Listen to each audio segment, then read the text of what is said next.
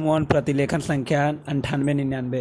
महोदय, पंजाब के अंदर चंडीगढ़ का झगड़ा हो, सरकार ने जिस झगड़े को टालना चाहा वह झगड़ा और अधिक उग्र रूप लेकर देश के और सरकार के सामने आया।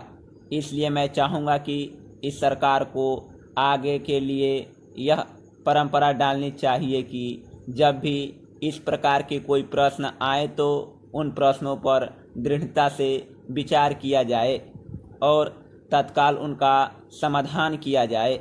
वर्षों तक उन प्रश्नों को लटकते छोड़ लोगों को आपस में संघर्ष का अवसर नहीं देना चाहिए। मैं आपसे निवेदन कर रहा हूं कि जो राष्ट्रीयकरण के समर्थक हैं वे भी राष्ट्रीयकरण को साध्य नहीं मानते। प्रधानमंत्री ने स्वयं स्वीकार किया है कि अनेक देशों में बैंक सरकार के हाथ में है, लेकिन बैंक सरकार ने ले लिया तो समाजवाद आ गया। ऐसा कोई नहीं है। जिन देशों में समाजवाद नहीं है वहाँ बैंक सरकार के हाथों में है।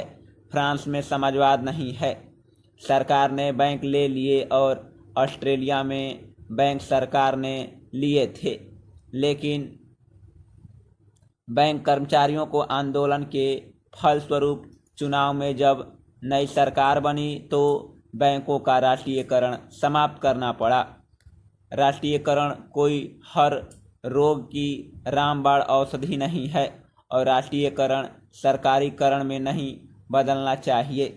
जिस तत्परता से सरकार ने बैंकों को अपने हाथ में लिया है उससे आर्थिक क्षेत्र में कठिनाइयां पैदा हो सकती है। नए नए लोगों में नई नई आशाएं जागी है। क्या ये आशाएं पूरी की जा सकेगी? अगर ये आशाएं पूरी नहीं की गई तो उनके परिणाम भयंकर होंगे।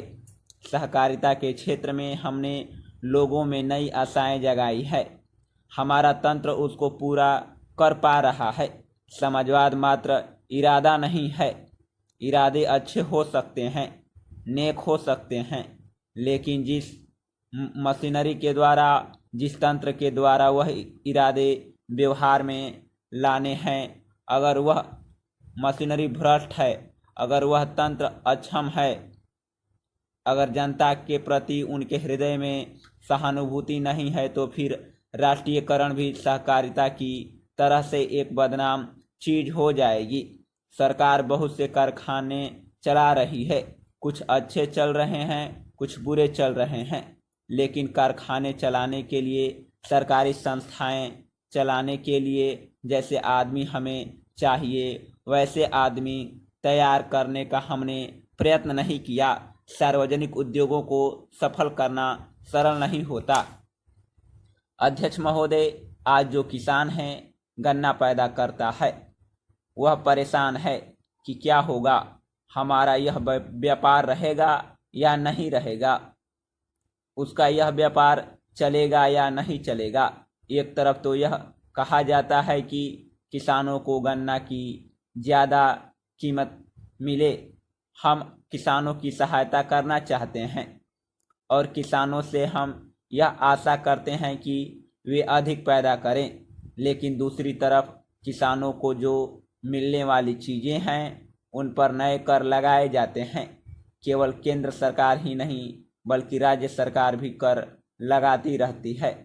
अधिक उपज के लिए किसानों को कुछ बीजों की आवश्यकता है जिनकी पूर्ति करना बहुत आवश्यक है। उनको ऐसे समाधान चाहिए जिनको वे खेती में उपयोग कर सके। हमारे प्रदेश में बड़े बड़े बांध बने हैं और उनसे बिजली पैदा होती है, लेकिन बिजली घर का कहीं पता नहीं है। बिजली घर यदि बना भी हुआ है तो भी उनको बिजली नहीं मिलती। नलकूप पड़े हैं लेकिन चालू नहीं किए जा रहे हैं। जहाँ पर बिजली पहुँची भी है वहाँ के जो किसान हैं वे भी दर दर की ठोकरें खाते फिरते हैं, लेकिन उनको बिजली नहीं मिलती है। बेचारे किसी तरह से कर्ज लेकर डीजल पंप खरीदते हैं और उससे वे काम चला रहे हैं, लेकिन अब सरकार ने डीजल तेल पर भी कर बढ़ा दिया है। इसका नतीजा यह होगा कि उनके पंप पड़े रह जाएंगे। फिर आपको कहां से अन्न मिलेगा? आप किसान से यह आशा करते हैं कि वह अधिक अन्न पैदा करके आपको दे, उपज बढ़ावे, लेकिन जो साधन हैं उन पर आप कर लगाते जा रहे हैं। किसान पर आप इतना बोझ डालते जा रहे हैं कि उनके प्रयोग को ही वह भूल जाएगा। खाद की भी बात की जाती है। आप कारखाने भी खोलना चाहते हैं। दुनिया के जो बड़े बड़े देश हैं उनको आप निवेदन कर रहे हैं कि यहाँ आकर वे खाद के कारखाने खोलें और खाद पैदा करें। क्या खाद आप इसलिए पैदा करना चाहते हैं कि किसान उसको ले जाएं और उसकी फसल भस्म हो जाए? कारण यह है कि उसको समय पर पानी तो मिलेगा नहीं।